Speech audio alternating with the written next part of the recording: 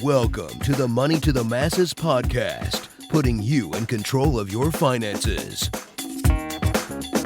It's a good thing podcasts are free, as this one isn't worth a penny. Here are your hosts, Damien Fay and Andy Leakes. Now, Damien, before we get on with this week's podcast, you had something quickly to say about our sponsors.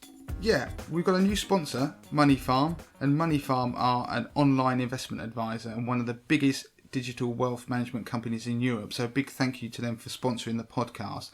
Now, Money Farm create portfolios to maximise long-term returns using ETFs to make incredibly cheap portfolios. And you even get the first £10,000 of your portfolio invested without any charge from Money Farm. And if you enter the code MTTM20K into the box when you sign up, you get the first £20,000 of your portfolio invested and run by moneyfarm.com without any charge. Great stuff. On with this week's show. Hello and welcome to episode 112 of the Money to the Masses podcast with your resident expert, as always, Damien Fay and me, Andy Leakes. Damien, how you doing? I'm good, Andy. It's good to be back as ever. How's your week been? It's been a while, although, do you know, I felt absolutely fine before I came onto the pod. Now I realise that I sound a little bit croaky, but I actually feel all right. I'm not ill. So apologies for the croaky voice. I can hear it now. Oh, well, never mind, Andy. As long as you're not feeling unwell. Yeah, so anyway, I don't care about me. How was your week? No, it's been good. I felt I had a bit of a jump the shark moment this week. I don't know if you know what I mean when I say jump the shark. Jump the shark? I've heard that phrase somewhere. You're going to have to explain what it means. Jump the shark, apparently it means... do you remember the Fonz in Happy Days? There was an episode in one of the later series in there where the Fonz... I think he was water skiing or something, and he ended up jumping a shark that tried to eat him. Okay. And it was actually seen as a pivotal moment, at which point the programme just descended. Yeah, okay. It just collapsed. And it became known as To Jump the Shark. Yeah, I mean, I struggled to believe that he could hit that jukebox and actually make his favourite song play every time. But yeah, to jump in the shark is that one bit too far. Yeah, it's when things can either be... I've heard two different ways of interpreting it. Some people just think you've peaked at that point and it's all downhill after that. Or other ones are that things just become completely ludicrous after that. But I'm taking it from the point of actually peaking because... it happened yesterday, but you know, I talk about the chat function on our website, you know, the messenger, where people can go on and talk to me, and they might ask a question about 80/20 investor or something similar. And there was a guy came on and he was asking me about 80/20 investor and various bits and pieces about SIPs and pensions. And what he didn't know, because obviously it's a messenger and he can't see, that I was basically almost elbow deep in the world's dirtiest nappy for changing my daughter, and I was doing it one-handed while on a phone messaging back. So I think I jumped the shark because I don't think I'll ever be able to how many people in the world has ever managed to change a dirty nappy without getting it completely everywhere, multitask, as apparently us men can't, and still help somebody out with their money. So I think it's all downhill from there, Andy. But yeah, there's a bit of insight into the world of Damien Fay. Good, no, impressive stuff, Damien. I have to say, I have to have all hands on deck. In fact, I don't just need my own two hands. I need at least 3 or 4 other hands to change a nappy too, because I'm the world's worst nappy changer. So kudos. Well, don't get me wrong. When I turned around, my daughter had a nappy on her head, and there was yeah. and there were nappy bags everywhere. Well, that's what normally happens. But yeah, I sat there and afterwards I felt pretty pleased with myself. But then I thought, has this all gone a bit too far? Where I'm my poor daughter's laying there, needed a nappy change, and I'm doing money to the masses stuff. But there you go. Well, as we're here doing the money stuff, shall we chat about what we've got coming up on this week's show? Yeah, we got 3 pieces actually. One of them's about pricing. Now I'm gonna do it's a quick piece around the idea of how your cookie or search history can cost you money. The second piece I'm going to do is, interestingly, I've done this for 2 newspapers this week. One this week came with the same story. So I feel like I should be telling the listeners out there about the advice on how to make some money ahead of Christmas. So it doesn't have to be Christmas, it could be anything. So if you're listening to this in the future and it's not Christmas, it doesn't matter. This is how to make a quick buck in a fairly short space of time. And the third one It was actually, I was asked by somebody who wanted to know what was the first thing I look at when it comes to investing. So if I sit down and going to look at something to do with investing or 80-20 investor, whatever it is, what do I look at? Where do I go? What website or whatever it was? And I thought I'd just chuck that out there. Okay, what are we going to start with? Why have you got a smirk on your face, Andy? I was just thinking of the first thing that you look at when you sit down at your laptop, and I thought, I don't want to know, really. Yeah, nobody else could see Andy there. I could see the smirk of mischievousness that came across Andy's face. Trying to keep it professional as always. Yeah. That's the thing about this being an audio medium. I can sometimes get away with the odd smirk or... What, sitting in your pants, you mean? Yes, don't let the cat out of the bag. Actually, talking of cat out of the bag, I best just tuck that in. Right,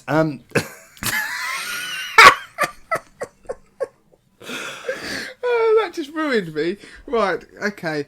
Right, let's talk about... Right. I've got to compose...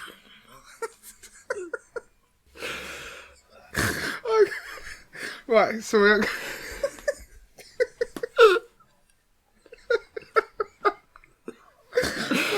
The thing is, you've got that vision now. Yeah, I know. I have to admit, Andy is not sitting naked, but it was the look on his face when he said it. Right, I've got tears streaming down my face. I can't keep it together. As the editor, can I just check whether that's staying in or not? Because I need to know. It may as well stay in, Andy, to be honest with you. At least people realise we have personalities. So, pricing. What I want to talk about, the first piece, was pricing and how your cookie history on your laptop or computer can actually cost you money. Now, one of the things that can happen when you go online and browse is that websites place cookies on your computer.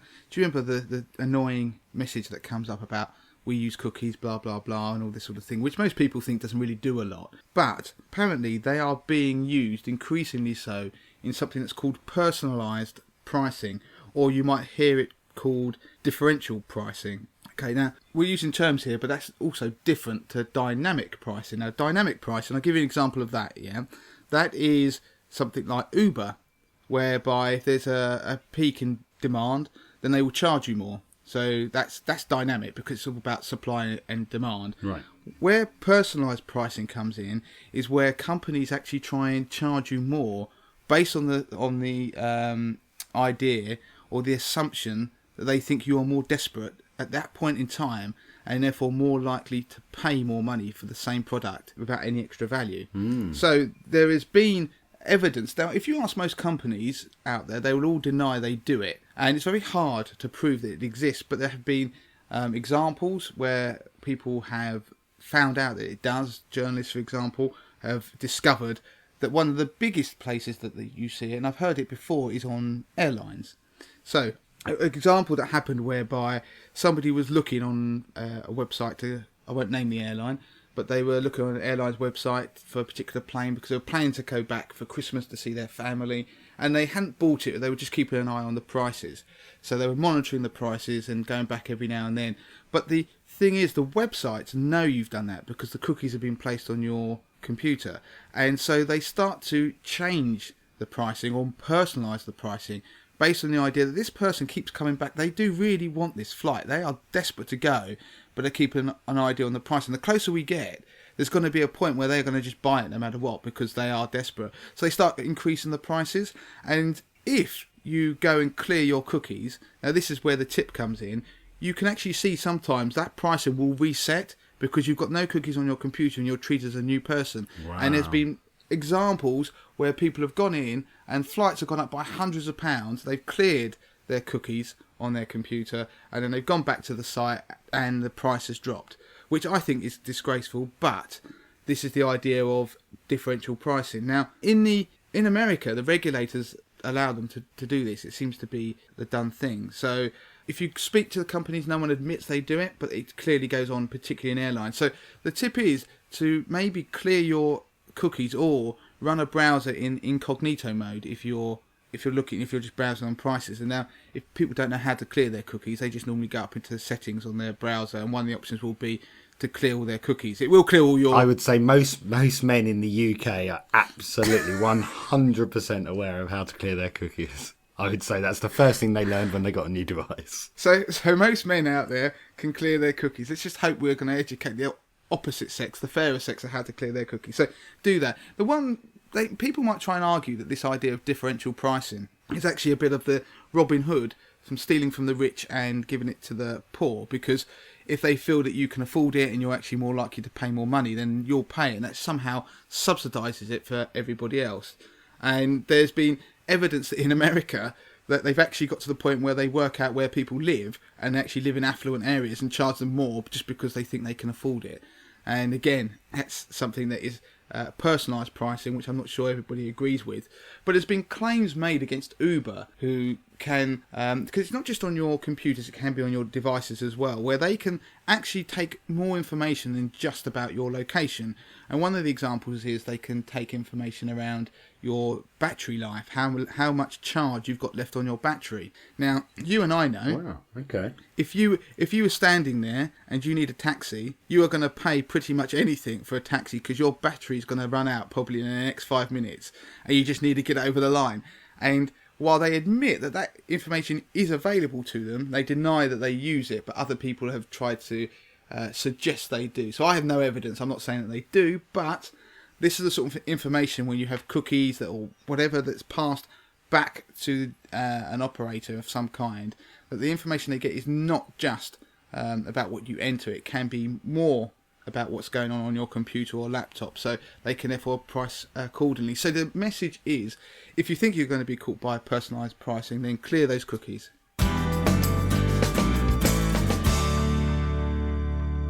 Okay, so making money. You said before that this isn't specifically to do with Christmas, but obviously it's coming up to Christmas and some people might be wanting to make a few extra bucks, but it can be done all year round.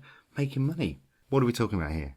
Right, making money. Now, the idea behind this piece was quick ways, and you could have some easy wins in terms of making money in time for Christmas. Now, by the time you listen to this podcast, you're probably going to not have much time to actually make that much money. But what you can do is some of this stuff you'll actually end up getting the benefit and the money probably after Christmas. So it may mean that you end up spending on a 0% purchase credit card first, and then you clear the bill afterwards. But the premise is still the same. So the first one I would chuck out there is there are still some great bank account switching offers. So you go from one current account to another current account.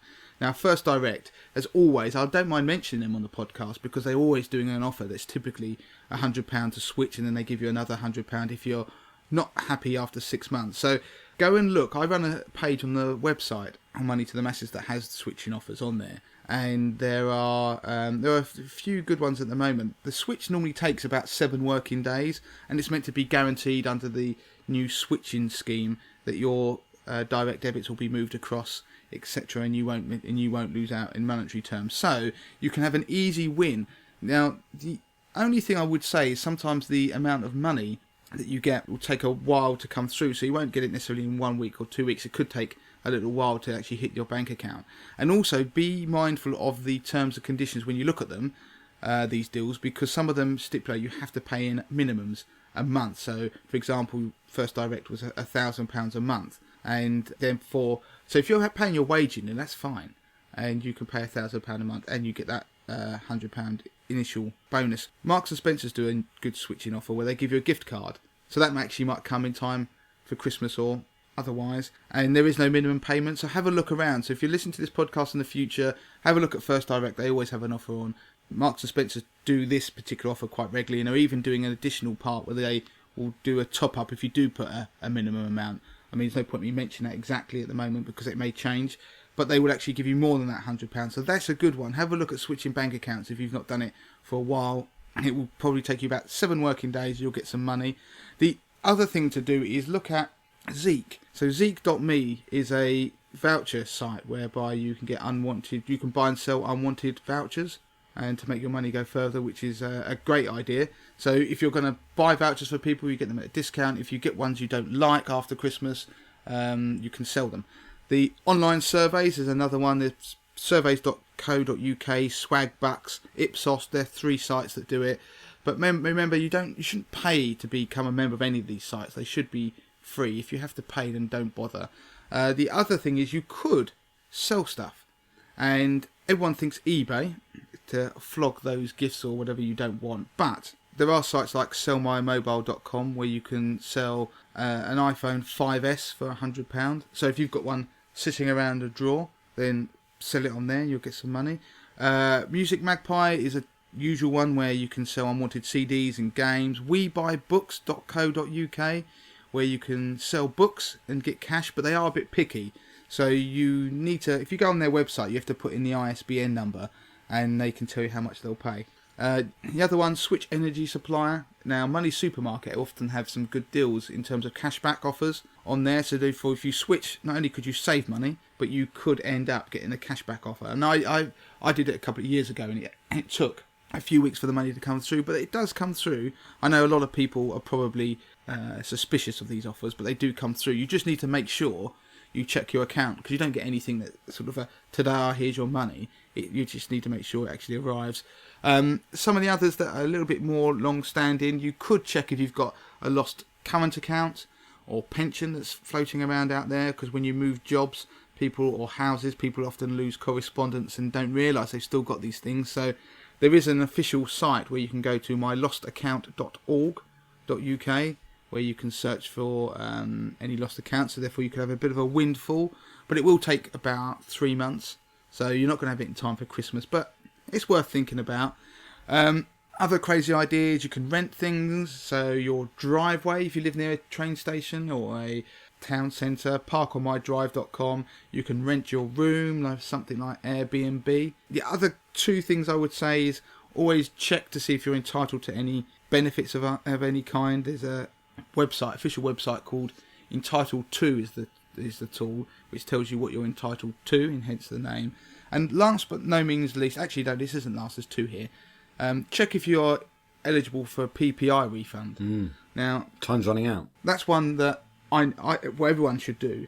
It's time is running out. There isn't a time limit at the moment, but there will be at some point. They're going to end up calling time on this. So check if you've got a PPI refund, so you can get in contact with the company you think may have charged you for PPI in the past. And the last one, which I've not personally done, so I can't recommend it, but I know a lot of money bloggers who have done this and do recommend it, is matched betting. Now, it's an idea of, if you look at, do you know when you're sitting there watching telly and one of these annoying ads come up, which they do an offer on a football match you're going to watch, and they're going to give you a particularly brilliant deal, some sort of money back if your bet loses or whatever it is. And if you can in fact combine some of those offers with other offers from other people. So by that I mean that 2 different places could actually be offering some incentives or offers on the same game that in effect cancel each other out if you place bets with both bookies, or various different other offers and introductions. So it's called match betting because the idea is that you're meant to match a certain offer, so there's no risk. So actually at the end of the day, if your horse wins or loses, or the team wins or loses, or whatever the outcome is that you're betting on, it's actually led by the offers rather than the event itself or what you think. And there's a possibility to actually not lose money. And now, the only reason I mention it because I know there are people who do it, and some people will make hundreds, some people even make thousands on it. So I think in time though, realistically what will happen is that if you keep doing it, you can, I know people who've done it for a year, a couple of years making money on it, but what can happen is that the bookies work out that you're just using the offers and probably doing this, and so nothing wrong with that because you're entitled to, but they might start to reduce your access to some of the offers. So over time you have less bookies to actually place those bets with that give you offers anyway. So it's an idea. I'm not recommending it. Money Saving Expert actually run part of their website where people talk about match betting, and so it's not, I've not done it. If you're not into gambling, then probably steer clear, because I think it could be a dark path for some people if they don't have any self-control. But I thought I'd mention it. Good, okay. The last one was on the investing, and I remember you saying that somebody asked you what was your first sort of thing that you do when you sit down at your laptop. terms of investing? Yeah. What do you go for first? Right, this is just something to throw out there to people that I suppose the first thing I try and do is get a steer for where markets have gone. Okay, I know I don't day trade, and I don't particularly recommend people do unless they're really into it, and they've got the knowledge. But could you just explain what day trading is, just for the mere mortals like me who've got no idea what it is? Well, if you buy and sell shares from minute to minute, day to day, so that's what people mean by day trading. So if you're going on there and you're going to go buy shares in FTSE 100 companies, and then when they go up a bit, you sell them, you basically work like a trader. I mean, the idea of the internet has actually democratized that process, so it's no longer just investment banks that have traders. Anybody can do it, but it takes money, it takes a lot of time, and there's a lot of risks because you could get a call completely wrong and lose all your money. So I'm more of a person who invests via funds, and the way that most DIY investors do is to buy a fund which is run by a fund manager who might have 50 to 100 shares in that particular fund, and I'll have a whole bunch of those in a portfolio. An 80-20 investor teaches people how to pick those funds, but of course that's quite a complex area to see where how the markets are going, because you can see how your portfolio may be doing, but actually at the moment markets are quite fluid and they're moving quite a bit. And while you shouldn't obsess about it, I think that it's a good steer just to have a look to see whether your portfolio might be up or down, because don't forget, funds are priced on a daily basis, so they're not like shares where you can see the share price at a given point in time. If you want to get a rough steer of where they're going to end up on a day, I tend to have a look at the currency positions, which seems a little bit odd, because at the moment currency has had a massive influence on our return. So what people normally do is look at the FTSE 100 and think that's gone up, or they might look at some of these stock indices around the world and think they've gone up or down. Now they are that is I do that as well, but the one thing now, since Brexit, since Donald Trump's come in, there's lots of and the problems in Europe. There's currency is having a bigger sway and influence on our returns, and probably will do for quite some time, because with different policies that are sort of protectionist, where countries are trying to devalue their currencies or limit their trade with other people, basically look after their own, it means that these currency differentials will be exaggerated, and some countries are being accused of deliberately devaluing their currencies. So in simple terms, if you own a stock market that's abroad, so if you own a fund that invests in America, and of course that fund and those assets are going to be denominated in dollars, if the pound suddenly falls, then when you convert back that asset into pounds, you'll have made money. But equally, you could have the stock market in America jump 0.5%, 1% in a day, but if the pound strengthens by 2% in a day, and these are sort of fairly large moves, then actually you can be down on the deal, because when you convert it back, those dollars now buy less pounds. So the pound to the euro, pound to the dollar, and pound to the yen are three that I always look at, just to see whether the pound's strengthening or weakening, because if you've got any global exposure, that's probably going to have a bigger impact on your returns, and certainly has in 2016, more than a lot of the other pure stock market moves. And also, the other quick thing I just want to add is that even if you only own domestic stuff, so like the FTSE 100, you may think the pound has no influence on what's going to happen to that stock market index. Well, it does, because most of the earnings are from abroad and actually in dollar terms, and so therefore when the pound tends to weaken, then that's good for the FTSE 100. So, and the opposite is true. So it's not just a simple case that you don't own things abroad, but currency is having a bigger influence. So I start to look at the moment to see what the currency is doing, if there's any big swings, and then over time if there's any sort of general trend that's going on, because if the pound is falling through the floor, then it actually pays to own things abroad, and that's a sort of a very high level. I look at the stock markets, but I also keep an eye on what those currencies are doing, because for most people they will never look at currency moves because they don't realise it impacts them, but it seems to be having a larger and larger impact going forwards. And in a world where we are slightly we don't seem to be coming together as a unit, we seem to be fragmenting. Yeah. And the more we fragment as sort of collective block, whether that's Europe or as a sort of trade unions, then it seems the currency differentials start to become more and more exaggerated, and political risk is often reflected in currency moves. So if there's some upheaval like Brexit, in a political upheaval, then that is often reflected in currencies far quicker than it is in the stock market. So you start to see those as kind of early warning signals and also just general trends. So there you go. That's what I look at. Good, interesting stuff. Anything else to mention before we go? No, just keep looking out for the videos, the Ask Damien videos, which are doing very well, and share them on Facebook. Share everything we do. This podcast, we're pushing it out more on Facebook. So if you see it, please like it and please share it, because then we gain more influence and then we can make the world of money a better place, can't we, Andy? Yeah, great stuff. That would be really, really helpful if you could. Okay, I think we're done. And of course, don't forget to leave reviews on iTunes, but most importantly, do share it. So share it around. Share the love, Andy. Good. I'll see you on the other side, and we'll meet our dear listeners again in episode 113. Yeah, until next time, Andy. Bye-bye. Don't forget to claim your free copy of Damien's best-selling book, The 30-Day Money Plan. Sort your finances in just 5 minutes a day, worth $4.99. Just go to moneytothemasses.com/podcast to find out how.